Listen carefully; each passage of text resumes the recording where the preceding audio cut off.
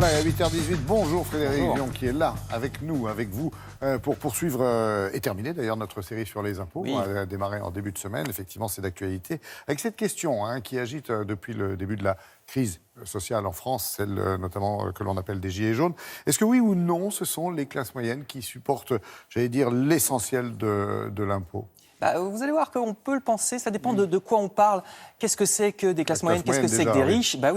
Pour les riches de l'impôt sur la fortune, vous savez que le gouvernement, a priori, ne veut pas rétablir l'impôt sur la fortune. Là, on parlait de gens qui avaient plus d'1 million d'euros de capital. Ça représentait environ 400 000 foyers, c'est-à-dire moins de 1% de la population française. En revanche, les 20% de Français qui peut-être continueraient à payer la taxe d'habitation, c'est, vous voyez, 6 millions de foyers, donc plusieurs millions de personnes. Et il faut savoir qu'on rentre dans ces 20% de Français les plus riches à partir environ de 2 250 € de revenus par mois pour une personne seule. Net. Donc voilà, net. Voilà ce qui est être riche dans ce cas-là. Donc vous voyez que ça arrive quand même assez rapidement. C'est exactement le même problème avec les tranches de l'imposition sur le revenu. Quand est-ce qu'on devient riche ? Et vous allez voir que ces tranches sont parfois tellement larges que ça ne veut pas dire grand-chose. Je vous ai mis les revenus mensuels, ça parle davantage que les revenus annuels. Alors actuellement, jusqu'à 820 € par mois, vous ne payez pas d'impôt sur le revenu. Ensuite, jusqu'à 2250 environ, c'est 14%. Le problème, c'est plutôt la troisième tranche, parce qu'entre 2250 et 6 000 € de revenus par mois, vous payez 30% d'impôt. Or, le problème, c'est qu'à 2250 ou à 6 000 €, vous n'êtes vraiment pas dans la même catégorie sociale. Vous êtes dans la classe moyenne dans le premier cas et dans la classe supérieure dans le second. Je ne parle même pas des dernières tranches à 41 et 45%. Là, ça concerne, c'est pas loin de la moitié. Ça concerne assez peu, ça concerne assez peu de gens, c'est 400 000 foyers à peu près. C'est-à-dire à peu près le même nombre de gens que ceux qui payaient l'impôt sur la fortune. Les gens taxés à plus de 41%.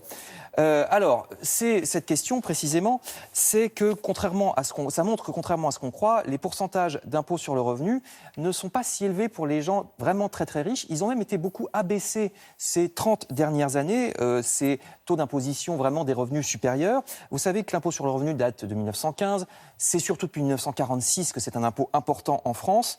Or, entre 1946 et 1986, la tranche maximale, donc pour les très hauts revenus de l'impôt sur le revenu, a été beaucoup abaissée. Regardez, entre 46 et 86, c'était de 60 à 65% la tranche maximale, donc c'était vraiment élevé. Et ça a été abaissé depuis, c'est ça que je voulais dire. Actuellement, elle est à 45%, vous voyez.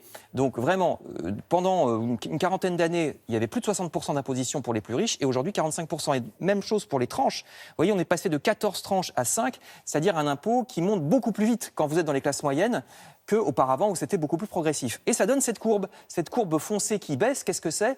C'est la contribution à l'impôt sur le revenu des 1% de Français les plus riches. Donc vous voyez que depuis 100 ans, ça n'a cessé de baisser. Alors qu'au contraire, les courbes en pointillés, c'est les classes moyennes et les classes modestes. Leur contribution à l'impôt sur le revenu n'a cessé d'augmenter. C'était un impôt qui, au départ, ne concernait que les plus riches. Et puis, de plus en plus, ça concerne les classes moyennes et les classes modestes. Cette évolution, d'ailleurs, ça, c'était pour la France, mais elle est commune à beaucoup de pays. Par exemple, vous savez que les États-Unis ou la Grande-Bretagne, qui sont réputés pour plutôt être favorables aux hauts revenus, autrefois, dans les années 50-60, ils avaient eux aussi des impositions beaucoup plus élevées qu'actuellement pour les classes aisées. C'était sous les gouvernements de gauche comme de droite, d'ailleurs. C'était pas la question. Ça n'est que dans les années 80, avec Margaret Thatcher et Ronald Reagan, que ces impositions des hauts revenus ont été abaissées parce qu'auparavant, dans les années 50, par exemple, du président Eisenhower que voici, il y avait même un impôt à 90% pour les revenus les plus élevés. Et oui, 90%. Ça a eu le coup de bosser. Ça a été baissé dans les années 80. Par contre, les Russes, ils ont un tout à fait autre système sous Vladimir Poutine. C'est pas les mêmes conditions économiques, on va dire, à l'époque, non plus. C'est vrai. Les Russes, eux, ils ont ce qu'on appelle la flat tax, c'est-à-dire un taux unique. Vous payez 13% d'impôts, que vous soyez riche ou pauvre. Eux, ils disent que c'est pour encourager la réussite. Comme ça, si vous vous enrichissez, vous payez pas, vous n'avez pas un impôt qui explose. Bon, c'est un autre système. Mais vous voyez que les riches, les pauvres, il faut savoir de quoi on parle. Et aujourd'hui, quand on a un taux d'imposition maximal à 45%, c'était quasiment le double à certaines époques de l'après-guerre notamment. Oui, psychologiquement, c'est important, ce genre de pourcentage. C'est vrai que ça marque.